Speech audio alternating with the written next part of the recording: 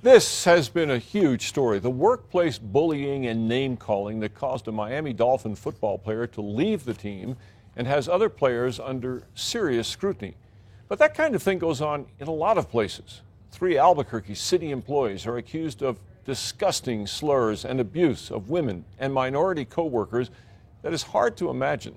The men who did it were fired, but now they might get their jobs back. Kim Holland tracks some brutally bad behavior on tonight's special assignment.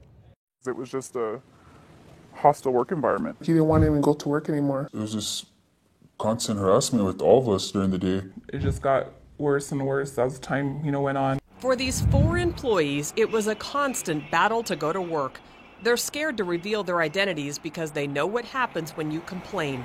You face the consequences. People were afraid of retaliation. They just, kept it quiet. The employees say they took years and years of abuse, that the comments were vicious and got worse over time, and this was all at the expense of some solid waste employees.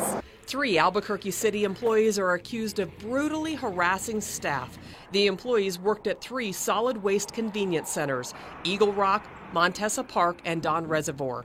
They're accused of harassing people at all 3 centers. Most of the comments can't be repeated on television. They span gender, sexuality, and race. They call him a cotton picker, monkey. All they would do is call us names, call us faggots. They would call most of the cashiers hoes. These are the men accused of the outrageous comments. Staff say Joe Cheeser Gutierrez, a 20-year veteran with solid waste, was the worst of the bunch. He and Randy Pena were drivers. Pena worked with the department for 3 years. Then there's Steve Bullets Chacon, who was on payroll for 17 years. And get this, he was a supervisor. Employees say this behavior was allowed to happen because the boss was in on it too. They're animals. They don't know how to treat people. Staff said they stayed in this stressful situation because they needed the job. But after years and years of abuse, they say they couldn't take it any longer and finally found the courage to come forward. This woman was the first to report the allegations. Did you feel like your complaint was taken seriously? Not at all, just because nothing happened. She says she filed her written complaint in 2010 with Johnny Pena, the superintendent, and still nothing was done.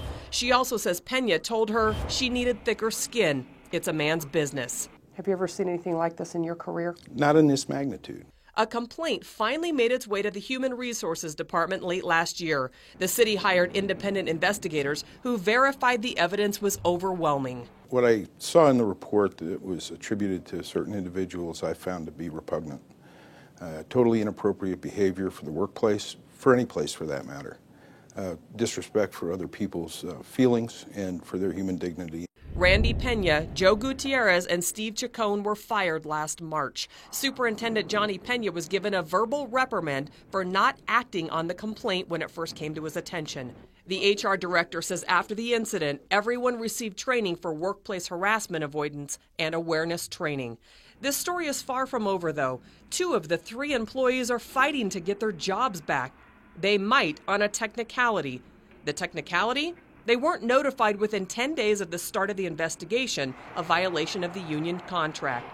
That news sickens employees. I couldn't even imagine how they could even get their jobs back after all the things that they did. On special assignment, Kim Holland, KRQE News 13. Despite the firings, the employees who talked to us fear that because they did speak out, they could be targeted again.